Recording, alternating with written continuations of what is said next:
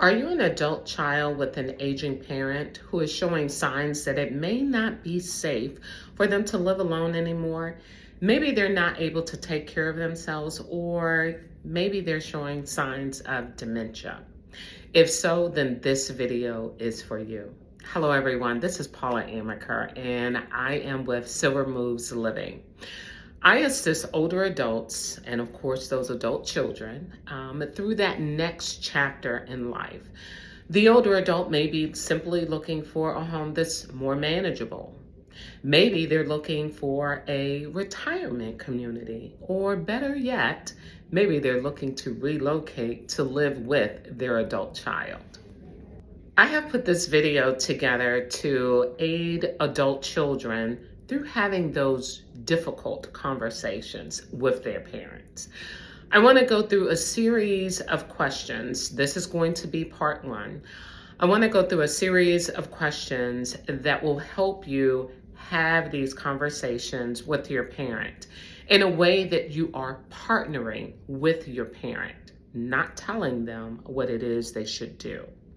Partnering with your parent lets them see that you are just concerned about their health and their ability to live alone and not just pushing for a move. These conversations is not a one and done. This is a journey. And so your conversations are going to continue over a period of time. I would advise you to start early so that you and your loved ones can put a plan together. I want to let you know that I totally understand, as an adult child of an aging parent myself, how challenging this can be for you. I understand the amount of emotion, the stress that comes into it. And if I might even admit, some anger and frustration, that too.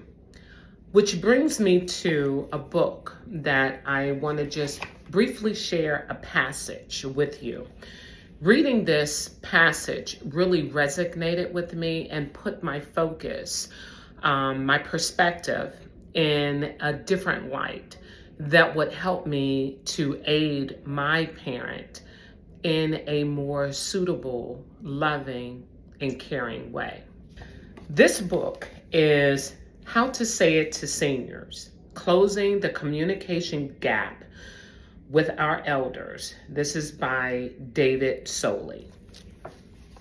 The passage here says, why do we have nearly infinite patience with a 2-year-old's communication challenges, sometimes in the form of a tantrum, and almost no patience with a 79-year-old widow when she quietly changes her mind about a well-conceived plan to revise her financial statements, or our elderly relatives when they start repeating a story we've heard many times?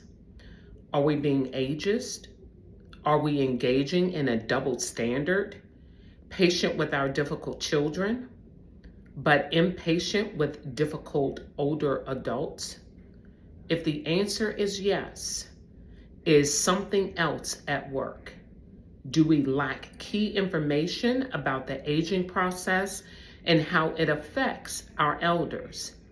If we had such information, would it help us appreciate what they're going through and enhance our ability to communicate with them?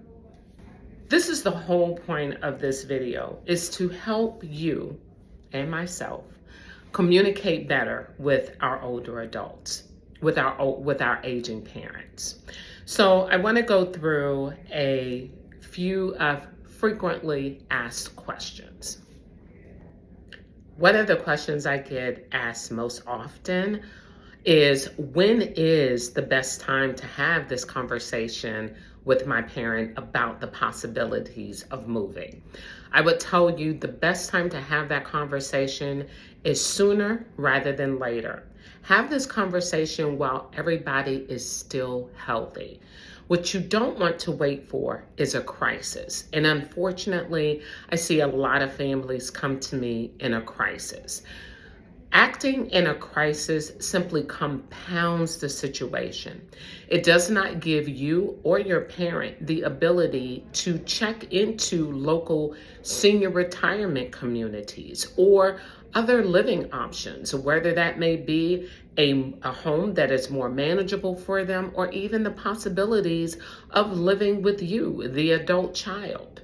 Either way, you want to have this conversation as soon as possible. At a crisis, you're simply searching for anyone with an open bed to take care of your parent. You do not want that for your parent. Some have even asked, should we be looking at condos? Should we be looking at single family homes? Or should we be looking at senior retirement communities? So there is not a one answer fit all. It really is based upon your current situation. So if the situation is that your parent is currently displaying health issues, whether that be cognitive or mobility issues, you may want to start considering a senior retirement community. Going on tours, just simply looking to see the services that they provide, the amenities that they provide, the type of living space that they have, and if they provide transportation to get back and forth to doctor's appointments or grocery stores.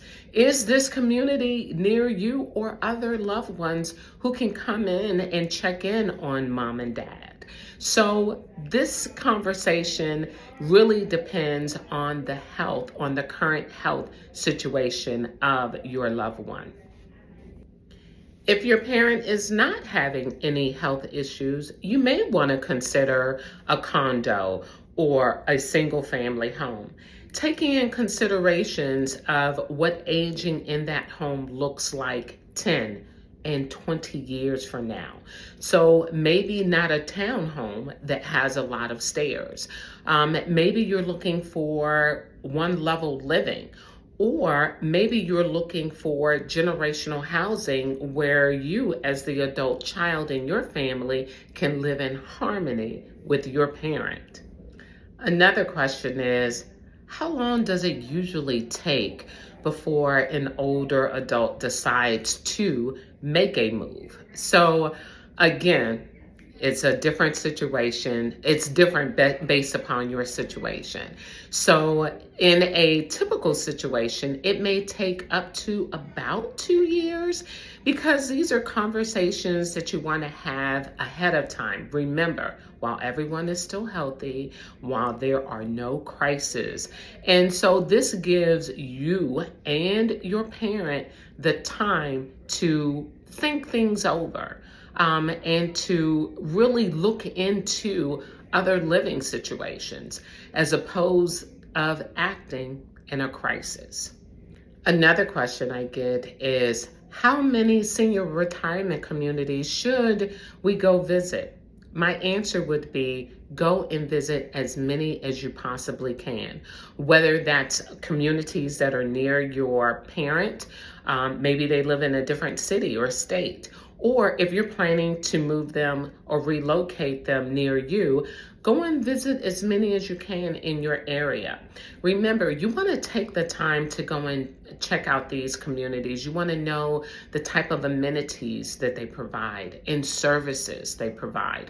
You want to make sure that this community is near doctors, churches, grocery store, entertainment, because your parent is going to want to get out and travel and still socialize. So these are some things that you want to make sure that are within that area, not just a place that can just simply provide them the service. This is not a decision that you want to rush into. You really want to take your time to go and visit these communities. I would suggest visiting them on your own first. And then if it's a place that you like or that you could see your parent, then schedule another visit to bring your parent along with you. Another question is about assisted living and the ability to pay. Most assisted living communities are self-pay unless your loved one has a long-term care policy. Some of the assisted living communities will accept that. So I would suggest reaching out to them and finding out before you take your loved one there for a tour. Each one of these frequently asked questions I just went over could easily turn into a 20-30 minute conversation. I just wanted to give you a little bit of insight on and give you some answers on some of these questions that may be floating through your head right now. If you found this information useful, please comment below. And if you would like to schedule a one-on-one consultation with me, I'd be honored. Please feel free to reach out to me. My contact information is below. The next series will be conversation starters. Yep, actual conversation starting topics that you can have with your parents. So stay tuned for more videos coming your way soon. This is Paula Amaker with Silver Moves Living. Peace.